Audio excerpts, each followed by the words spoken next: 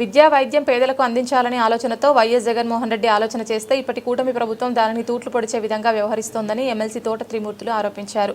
YCP ప్రభుత్వం ప్రారంభించిన medical కాలేజీలను private పరం చేయడానికి కోటి సంతకాల సేకరణ కార్యక్రమం చేపట్టారు. ఆదివారం మండపేటలో ర్యాలీ నిర్వహించారు. రాజారత్న సెంటర్లో వైఎస్ రాజశేఖర రెడ్డి విగ్రహానికి పూలమాలలు వేసి నివాళులర్పించారు. కల్వపువ్వు సెంటర్లో ప్రజల నుండి సంతకాలు సేకరించారు. మెడికల్ కాలేజీలు ప్రైవేట్ పరం చేసి నిర్ణయం వెనక్కి తీసుకోవాలంటూ నినాదాలు చేశారు. ఈ కార్యక్రమంలో నియోజకవర్గ నలుమూలల నుంచి అధిక సంఖ్యలో వైఎస్ఆర్సీపీ నాయకులు కార్యకర్తలు పాల్గొన్నారు. వైద్యం పేదవాడికి అందాలని చెప్పేసి 17 మెడికల్ కాలేజీలు కట్టడానికి నిర్ణయం తీసుకుని ముందుకెళ్తున్నటువంటి తరుణంలో 5 మెడికల్ కాలేజీలు పూర్తయినాయి. మిగిలినటువంటివి కూడా పూర్తి చేసే టైంలో ఈ ప్రభుత్వ మార్పులు అనేటువంటివి జరిగినాయి.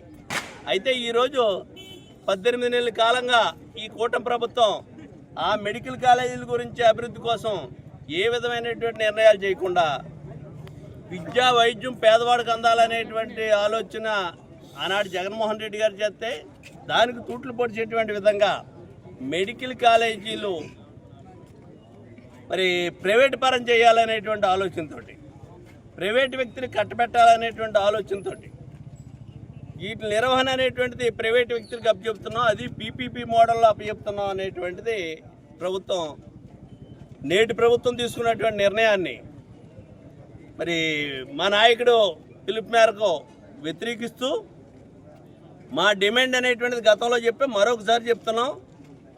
ఏదైతే ప్రభుత్వం తీసుకున్నటువంటి ప్రైవేటు వ్యక్తుల పరం చేయాలనేటువంటి మెడికల్ కాలేజీల నిర్ణయాన్ని తక్షణమే ఉపసంహరించుకోవాలని చెప్పేసి మేము డిమాండ్ చేస్తూ ప్రభుత్వం యొక్క ఆధీనంలోనే విద్య వైద్యం జరిగేటువంటి విధంగా ఈ ప్రభుత్వం ముందుకెళ్లాలనేటువంటిది మేము ఈ ప్రభుత్వాన్ని డిమాండ్ చేస్తూ దీన్ని ప్రజల్లో ఒక ఉద్యమంగా తీసుకొచ్చి ప్రజల యొక్క అభిప్రాయాన్ని సేకరణ చేయాలనేటువంటి ఉద్దేశంతో 1 కోటి మంది సంతకాలు సేకరించాలనేటువంటి కార్యక్రమాన్ని ఏదైతే శ్రీకారం చుట్టామో దాన్ని ఈ రోజుని మెండపేట నియోజకవర్గం నుంచి మెండపేట పట్టణంలో మొదలు పెడుతున్నాం.